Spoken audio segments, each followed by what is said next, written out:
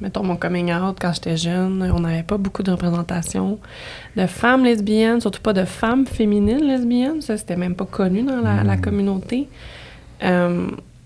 Donc, quand tu fais un coming out, t'as pas de...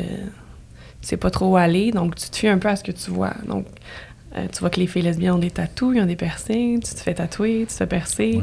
En vieillissant, tu te dis, mais ça me... Ben, oui, j'aime mes tatous, j'aime mes piercings, mais il y a une place où que ça m'identifiait pas tant, où que je me suis vraiment rentrée dans une case à je voulais ressembler à une lesbienne. Puis c'est comme si je me faisais invalider parce que j'étais pas d'une telle façon.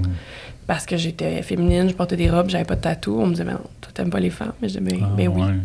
Fait qu'avec 8 ans, mettons, dans cette communauté-là, j'ai changé énormément. Puis aujourd'hui, à l'âge que je suis, je me déconstruis tout ça. Parce que je reste féminine, je reste autant masculine, je reste autant Catherine Giguère, puis il y a plus de recherche à chuquer, moi, dans cette communauté-là. Dans cette communauté-là, je suis juste moi.